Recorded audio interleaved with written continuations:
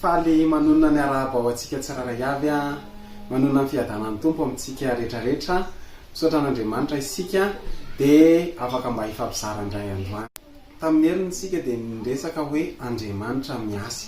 Mijerentsika ireo teboka efatra manakana an'Andriamanitra tsy asa eo amin'ny fiainantsika izany. Jerenten'Andriamanitra isika tamin'ny heriny androany tao amin'ny Isaia 7:7-10 tapahany faharoa hoe miasa izy ny masakana izany. Ka no jerentsika androany dia teboka efatra manakana an'Andriamanitra tsy asa eo amin'ny fiainantsika ao aorian'ny generika.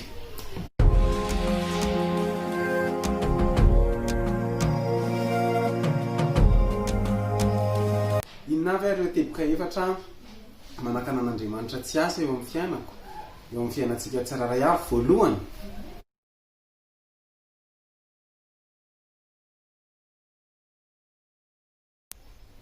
rehefa tsy tia mivavaka.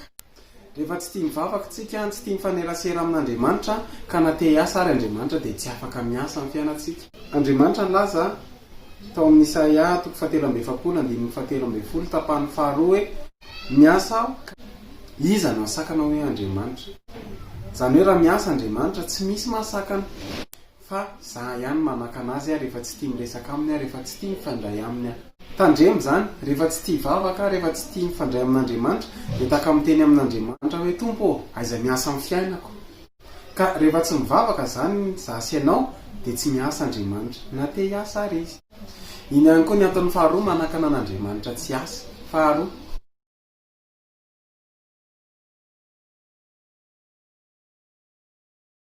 rehefa tsy tia mifandray amin'ny fanahy masina, rehefa tsy tia mifanerasera amin'ny fanahy masina, rehefa tsy mila amin'ny fanahy masina, rehefa tsy tia mangataka amin'ny fanahy masina dia voasakana tsy asa Andriamanitra. Fahatelo,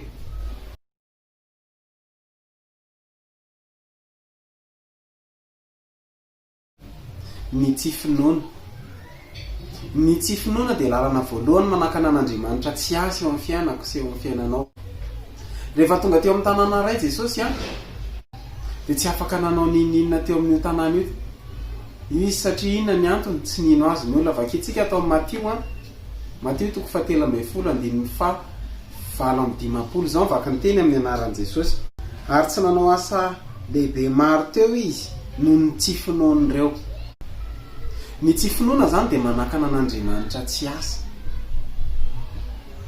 Ary rehefa tsy mino ny olona dia tafiditra amin'ny atao hoe routine spirituelle.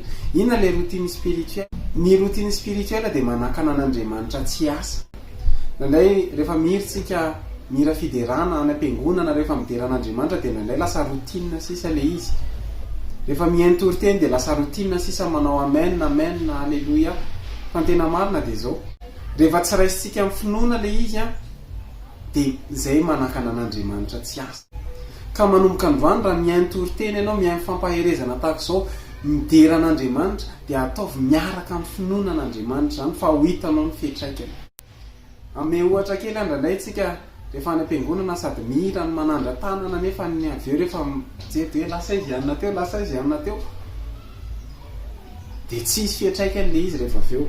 Ary nandray ilay tanana misandratriny lasa ny anatin'ny oron'olona eo akaiky eo ny fahaefatra farany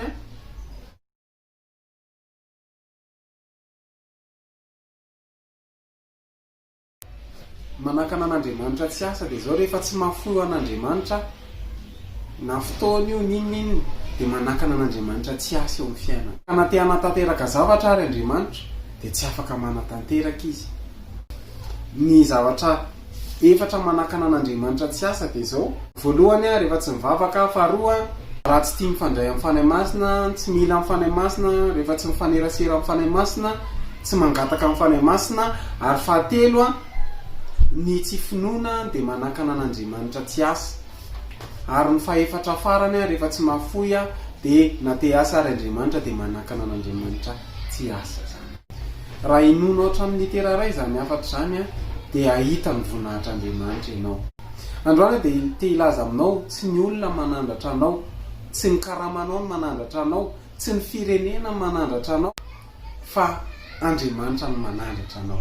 Ka raha tena jerena zany hoe iza no tena manakana an'Andriamanitra tsy asa, za ihany isika ihany manakana an'Andriamanitra tsy asy eo amin'ny fiainantsika.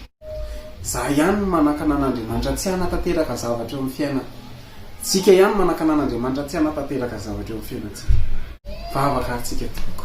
Andriamanitra misaotra anao izahay fa tena marina tena tianay ianao ary tena te hiasa eo amin'ny fiainanay ianao. Ampio izay Andriamanitra mba tena ho tia vavaka satria na te hanatanteraka zavatra amin'ny fiainanay ary ianao ka tsy mivavaka izay dia tsy afaka manatanteraka zavatra ihany koa ianao. Ampio izay Andriamanitra mba ho tia mifandray amin'ny fanahy masina, ho tia mifanerasera amin'ny fanahy masina, ho tia mangataka sy mifandray amin'ny fanahy masina. Satria amin'ny alalan'izany ahafahanao miasa amin'ny fiainanay. Ary ampitombo ihany koa ny finoanay Andriamanitra. Na mihaino ny teninao zay, na mideranao zay dia ampio izay Andriamanitra ho tena hitombo tokoa ny finoanay tsiraray avy satria te hiasa ianao. Satria na dia te hanao zavatra teo amin'ny tanàna anankiray ary ianao, dia satria tsy nino ireo olona ireo dia nanakana anao tsy niasa ary tsy niasa firy teo ianao satria tsy nino ilay olona. Ary fahavatra dia ataovy mahafoha anao zay satria izany ihany koa Andriamanitra no mahatonga anao hiasa eo amin'ny fiainanay. Dia ampio izay mba ho mpankatoana izany teninao izany anao ny dera sy ny haja sy ny voninahitra mandrakizay. Amen. Dia misaotra an'Andriamanitra isika, misaotra antsika ihany koa ny amin'ny faharetana miaino hatramin'ny farany. Dia misy vidéo eo alohan'ny hito raha ohatra hoe tsy hitanao dia afaka jerenao ilay izy hoe Andriamanitra miasa. Dia manome fotoana antsika amin'ny heriny any toy izao indray. Veloma tompoko.